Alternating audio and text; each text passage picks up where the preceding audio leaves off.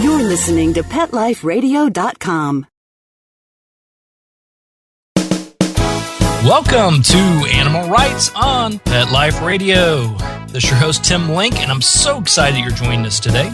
Joining me today on the show is the world's most recognized and respected dog trainer, but she's also best known for her role as the star of Animal Planet's hit TV series, It's Me or the Dog. Victoria Stilwell is going to be joining us here. And Victoria and I will be discussing her new book, Train Your Dog Positively. So we're excited about the launch of the new book, excited about having Victoria on the show, and we're going to get right at it after these commercial breaks. You're listening to Animal Rights on Pet Life Radio. Sit. Stay. We'll be right back after a short pause. Well, 4 to be exact. Pet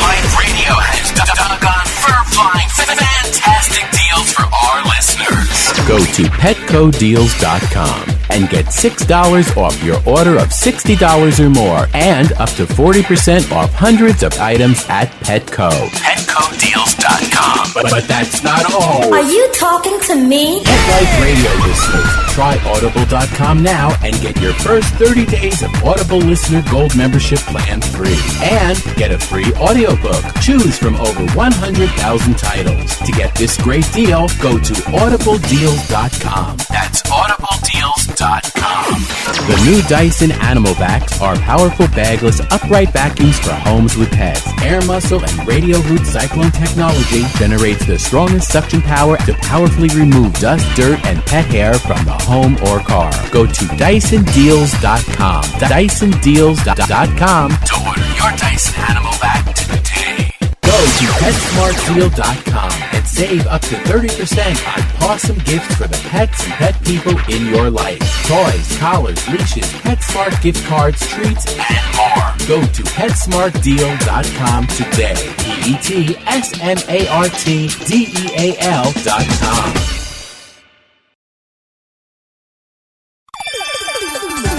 Let's talk pets on PetLifeRadio.com. Welcome back. Welcome back to Animal Rights on Pet Life Radio. This is your host, Tim Link. And joining me now is Victoria Stilwell. Victoria, welcome to the show. Thank you for having me. Good to be here. It's always great talking to you, and we're excited about the new book, Train Your Dog Positively. So tell us a little bit about the book. Well, the book really is written in response to what I have gleaned and garnered over the years that I've been teaching and training dogs. And really, as well, it sort of lays out the debate that's out there now about the old-style dominance and punitive training methods compared to really what modern science has taught us and more of the modern way of dog training. So it lays that out, it lays the debate, it gives great anecdotal evidence of what I've experienced as a trainer and sort of backing up with science everything that I have kind of seen and garnered from my time as a trainer, but also it gives great solutions as well to various relatively ordinary issues that dogs have in the home and brings those solutions, easy solutions that people can read and then use with their own dogs. And it also is a journey into the dog's mind as well. Which that can be fascinating in its own self, trying to figure out what your dog is thinking and what he needs from you or you need from them. Yes, it is. I think that's one of the most fascinating aspects of it, when I don't think that you can kind of effectively really teach your dog unless you really understand what makes your dog tick. I mean, I think a lot of people have dogs without really truly understanding them or how they perceive the world. And when you have more of a knowledge of it, it actually makes teaching and communicating with them easier. And that's why, again, I wrote the book as well, to sort of promote the bond, increase the bond between dog and owner, so there's not always such a difficult relationship as there can be, certainly with the clients that I see. And do you find can you use your same methods and ideology on all types of dogs, or does personality and breed come into play of particular types of dogs? Yeah, I've been asked that question a lot, and it's a great question, because I think one of the things that people always say is, oh, you can't use positive reinforcement for dogs with high drive. I heard that. In fact, somebody was talking to me the other day saying that shock collars were okay to be used on dogs with high drive. And maybe not so much with dogs with low drive. And I'm like, but that's ridiculous. Why do you say that? Because dogs with high drive can be very much motivated by other things, and you don't need to use shock collars on any kind of dog, whether it's low or high drive. In fact, positive reinforcement works beautifully with dogs with high drive. So any breed, regardless of what breed your dog is, what mix of breeds, what size your dog is, you can use these techniques of positive reinforcement on them. And I think that's the beauty of it. For too long, people have had this idea that the more difficult dogs, the aggressive dogs, are trying to dominate you, and you have to dominate that dog into submission in order for it to behave, is the tragedy in old-style dog training. It really is. And it's a tragedy that is still administered by owners and trainers on their dogs every day, which is so sad because it's not needed. And that's what I want to get across in my book. You don't need to dominate any dog into submission in order to get it to behave. In fact, there's a much better way to deal with behavioral issues, to encourage your dog to learn, and that's using all of the methods that I put out in my book, realizing that there are many, many great methods out there, and other people have written about them, but this one especially is just, this book lays out some great, easy solutions. That's what I think the modern-day dog owner needs. Yeah, and I agree with you on that. I mean, we have talked about this. I have a new puppy at home, and I've been around dogs all my life and had different breeds. But trying to get back in the shift or the adjustment of having a puppy and knowing what to do is mind-boggling. And there's a lot of great resources out there, but it's almost too overwhelming, and you have to go to too many resources to try to find that information. There are, and for us who are embroiled in the dog world, we know the kind of the good from the bad. But from people out there who are just getting their first dog or who have dogs and they don't really, it's not their world, then where do they turn? Well, they might have heard the buzzword positive reinforcement. They might contact a trainer that says, I use positive reinforcement. But it's the way that the trainer stops negative behavior that's the difference, because anybody can teach dogs things by using rewards as motivators. Anybody can do that, but the difference between the dominance trainer and the positive reinforcement trainer is that the dominance trainer will use punishment to stop unwanted behavior or to try and stop unwanted behavior, whereas the positive reinforcement trainer doesn't use punishment to stop unwanted behavior. They still use reinforcement to stop unwanted behavior, which I think takes advanced knowledge, it takes a skill, and it takes a real understanding of how dogs perceive the world and how they function and how the brain works and what dogs need to be successful. That's the difference. Yeah, and when you're talking about dominance type of training that's out there today and is quite prevalent, though it is going the opposite direction, the positive direction, which is great. But with the dominance type of training, what are the long-term ramifications of continuing to train in and treat your dog in that fashion? Okay, well, let's just put it in human terms. If I lived with you and you're annoying me and I continually beat you, and I'm stronger than you are, chances are that behavior that annoys me, you're going to stop doing it, aren't you? Yes. But how are you going to feel about me? You're stopping doing it because you fear me, because you fear that I'm going to punish you. So you stop the behavior, but how do you feel inside about me? And has that behavior changed? No. The behavior's been suppressed. You still feel the same inside, okay? Mm-hmm. But your behavior has not changed. Now, let's put a different scenario. There's a behavior that I don't like that you're doing. And I tell you, okay, I don't like what you're doing, but I'm going to give you something else to do in its place. And that something else is actually positive and you enjoy it. So what are you going to choose? You are going to choose that new way of doing something. And our relationship hasn't been compromised. I haven't been mean to you at all. You now still trust me. And in fact, I've made you feel actually even better, so our relationship is better, and your behavior has been changed. You now feel differently about something that you did before. That's positive reinforcement. And that is the major difference between these two. Dominance training suppresses behavior but does not change it. Positive reinforcement changes behavior by changing the way the dog feels inside and strengthens relationship. And unfortunately, because of the prevalence of dominance training in this country, which I agree is now, people are now getting smart, they're realizing this is not the best way to go. So many dogs still are trained in this punitive way. And of course, it causes fear, it causes more insecurity, and it causes biters, dogs that are biting their owners and biting their trainers and biting people. What happens to these dogs? They go to a shelter or they get put down.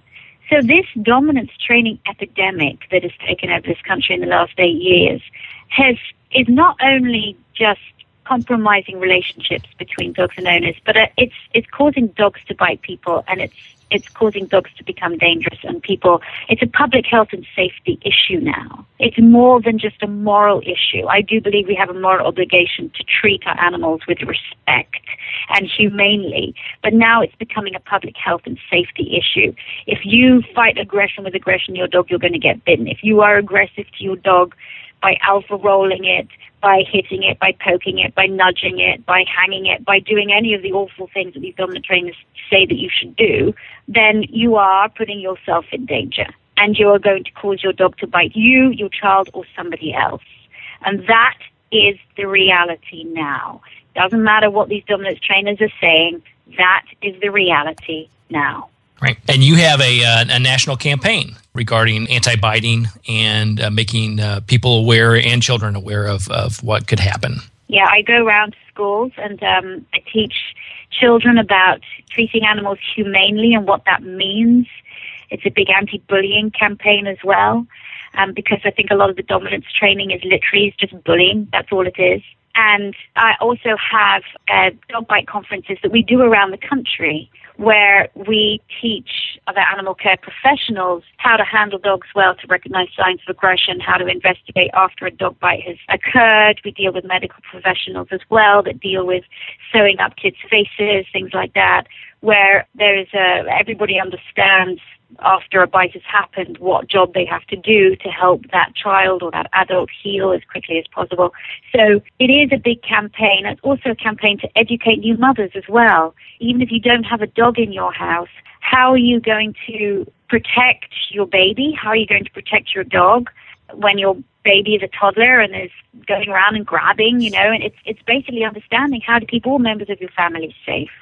So that keeps me busy. Yes, I would say so. And you're doing a great job with it. So I think all the initiatives, and obviously the book is going to be an important part of getting your dogs, your furry friends, and your family on the right track. Thank you. That's why I wrote it, so I hope so.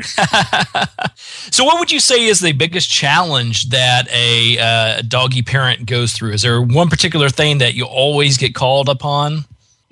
I know with puppies, it's definitely this exhausting house training experience where you're trying to get puppy to toilet appropriately, and it's exhausting and you don't sleep well at night. And I think people are aware when they have a new baby how they've been told how tiring it is and they expect not to sleep. But when they have a new puppy, it's just an irritation. And you've got to know that if you're having a new puppy in your home, chances are you're probably not going to sleep well for at least the first couple of weeks. But if you're diligent and you're consistent with the house training and with the sleeping, then you'll be able to get your pup into a routine.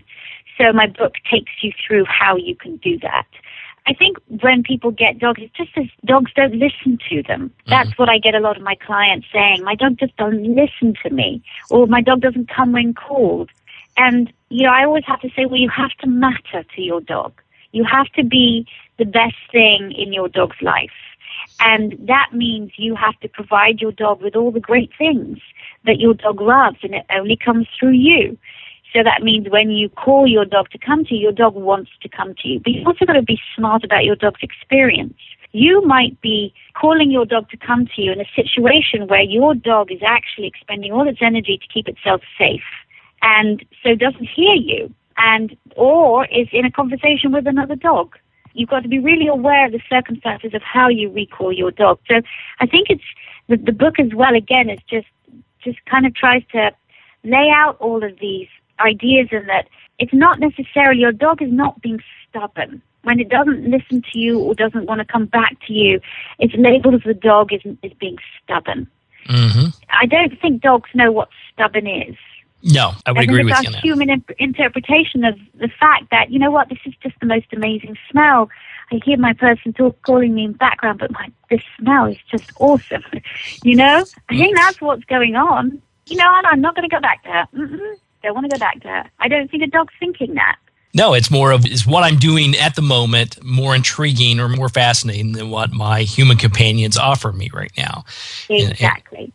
And so you have to make sure they understand you too. And I agree with you wholeheartedly. And even from bringing on a new puppy into the home is, you can't just set them down in your home and expect them to know exactly what to do. You have to give them guidance like any other member of the family, and make sure that the rewards, not necessarily treat-driven, but just rewards are there in place for them. Yeah, absolutely agree.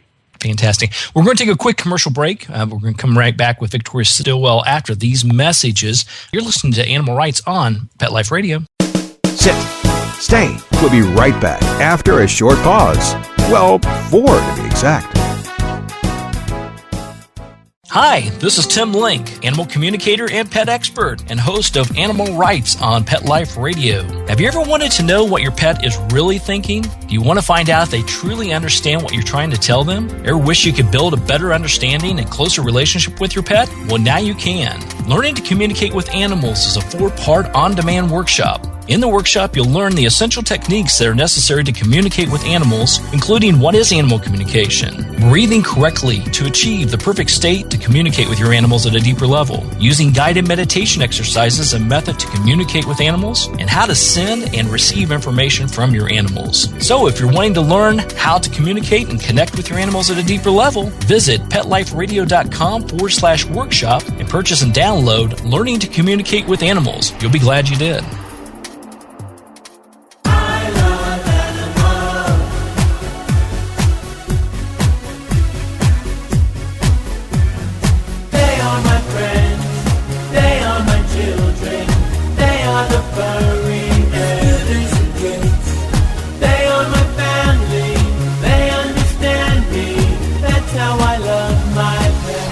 I Love My Pets, the new single by Mark Winter, available on iTunes. Having a rough day?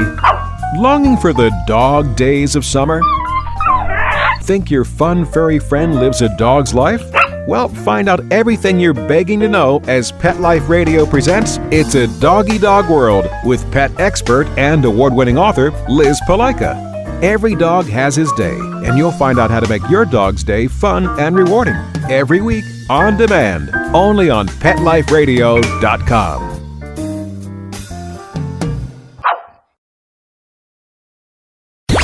Let's talk pets Let's talk pets on Pet Life Radio. Pet Life Radio. PetLifeRadio.com.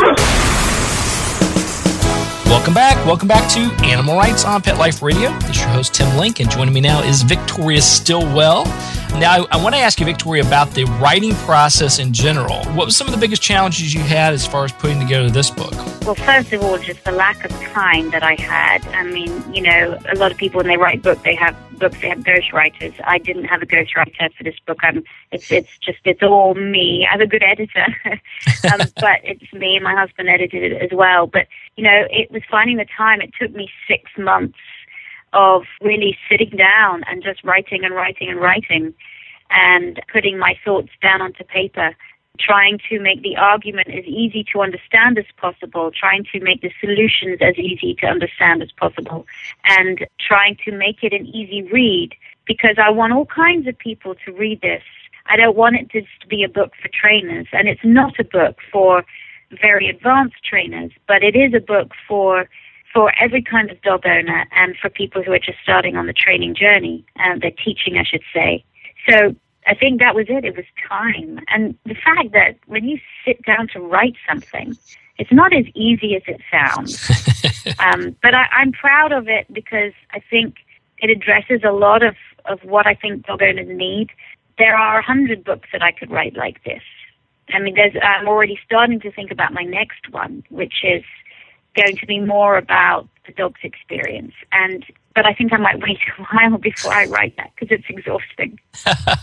Well, it's very time consuming. And did you find it easier because you knew the topic so well and so intimately, or was it harder because you knew it so well and it's easier to talk about it than actually put it down in writing? I think it's easier to talk about than put it down in writing. It really is. And also I just wanted to include everything. So that if I included everything, it would be a 1,000-page book, and I can't do a 1,000-page book. So I needed to take little bits out of each story and put it in an easy way for people to understand and in a constructive way so that they can see the process. And they can see, okay, well, I can use this with my own dog at home, or just great little facts and tips about what goes on in the dog's mind. And I think when people read this book, they're going to go, oh my gosh, I never knew that about my dog. That's amazing. And that's how I want people to think about their dogs. I want people to think their dogs are amazing because they are. If you think about it, these dogs are one of the most successful species on the planet. Why? Because they've aligned themselves with the very species that could really compromise their survivability, which is man. Yet now they're our companions. So we nurture them, we have them in our homes. That's an amazing adaptive trait that they have, from being out in the wild to now being in our homes and being successful in our homes. That's why I think that's just one facet that makes them so amazing. Exactly. And, I always find it fascinating also when you compare the past history of our canines being out in the wild compared to our domesticated dogs. And also, do you find that people expect your domesticated dogs to already know the characteristics of a wild dog? Because that sort of doesn't apply necessarily. Yeah, well, I think sometimes people believe that dogs know what the word sit means without even teaching them, that they sort of come in this package that should be able to toilet outside and know not to toilet inside and know what different cue words mean and know not to jump up on people, but it's not. I mean, when puppies come into the world, it's nurture. They have to be taught. They have to be given a good canine education like a baby does. But, what amazes me and what continues to amaze me is how smart dogs are. And when you're scratching the surface, I think, of our knowledge of these animals. But, the field of behavioral science and canine cognition as well, about how dogs perceive the world around them, about how they think, about how they problem solve. That's all fascinating and is something that I don't think a lot of owners really appreciate. And we might call it intelligence, how intelligent are our dogs. And when we begin to really look into our dog's intelligence and how they think and how they feel, which again is what my book goes into, I think when I tell people this, they're just amazed. At the end of the day, it's not really that amazing. We should have known it all along. But I think for so long, science as well as just, human behavior has kind of dumbed the dog down. Yeah, it's just a dog. These animals are very smart. Right, exactly. And I think we have only scratched the surface because it's far more than just being a dog. Yes, exactly. Now, how did you, the writing process in general, how do you compare that to all the other things you do? You're a television host, trainer, speaker. How is the writing process in general? Was it easier, other than the time commitment? Was it easier process or was it more difficult? No, I think it was the most difficult thing that I've done. I think when you go out to a training, whether it be private or you're doing it on television, there is always this wonderful energy that you get from the dog and from the people, and so you're sort of spurred on by that. When you're talking in a seminar, there's the energy you get from the audience. You're imparting information. When you're sitting there by yourself and you've got your computer in front of you, it's you. And that I found really hard because I feed off the dog's energy and train accordingly. So that was difficult. But I think there's got to be an integrity. There's an integrity in my book, like there's an integrity in my television show and in my seminars. And in everything I do, with my Victoria Stilwell Positively Dog Training Program, with everything that I do, there's an integrity in it, that it's got to be the best of the best. And it's got to tell the truth. I'm not in the business of making something look like it's wonderful when it's so clearly not. I've always wanted to tell the truth in my show. I want to tell the truth in my book. And also I want to celebrate these animals. I want to celebrate them. And most importantly, I want when people read the book to say, I get it. I understand now why why I shouldn't be doing these things that I thought were okay because I was told by somebody else that I could do this on my dog. But I now see that these things are wrong, and I'm going to change the way that I am with my dog. So I want my book to be able to enhance people's relationship with their animals like I hope the show does. So everything I do is this mission to be able to provide the best kind of knowledge for dog owners all over the world. And sometimes, I admit, Tim, sometimes it's really tough because you've got sometimes this backlash from the dominance trainers who are now threatened that their market share is being taken away, that people are getting wise, that these aggressive methods are not the best way to teach dogs, and they do have some very bad repercussions. And so, you come up against this wall and it's this battle, and these people becoming very defensive and very aggressive about their tactics because you're questioning the role that they're playing with dogs, which is you're saying that their methods are cruel, and they are. And people don't like to be told they're being cruel. People don't like to be shown up. But that's the reality. And I will continue to speak out against it. And what the wonderful fact, and what you alluded to, is that even though, yes, there's still an epidemic of dominance trainers out there, there are more and more and more people, trainers and owners, that are seeing the light and going, got it. I wish I'd seen it before, but now I've got it. And that is wonderful to see. Yes, it is, absolutely. And I applaud you for continuing the mission, moving it forward, because I know you've had a huge impact on everyone as far as teaching people to be positive and positive towards their dogs. Thank you. Yeah, I'll continue. Tell the listeners where they can find out more about the new book, Train Your Dog Positively, and find out about all your activities and where you're going to be. Yes, if you want to find out more about what I do, then go to my website, which is positively.com, positively.com. You'll be able to find out about my Victoria Stilwell Positively dog trainers, who are wonderful trainers that are in this country. I have some in England, in Greece, and in Italy. And if you want to find a trainer in your area, please go to positively.com/trainers. If you want to follow me, you can do so on Twitter by going to It's Me or the Dog. Or you can follow me on my Facebook page, which is facebook.com/Victoria Stilwell. I also want to point out that along with the book that you can also find on my website, you can go to my store and it's sold there, as well as on Amazon and in your local store. But I also want to say that I will be at the end of the year doing the first Victoria Stilwell training camp for trainers. And we are going to be holding 10-day-long or week to 10-day-long training camps here in the Atlanta area that people can come and learn the Positively method. And we're very, very excited about that. And details will be up on the website soon. So if you're interested in becoming a trainer, you're a beginner, no, doesn't matter. You can come to one of our courses. If you're also a trainer that you've been training for a while, but you want to get more education, then there'll be courses for you to be able to do. They are in-person practical courses. So you'll be able to find more information about that in the future. And that's going to be a fantastic, fantastic course and what you're offering and expanding it as well. So go to positively.com, keep track of what's going on with Victoria. And yeah, come to the training. That'll be a fantastic event for you.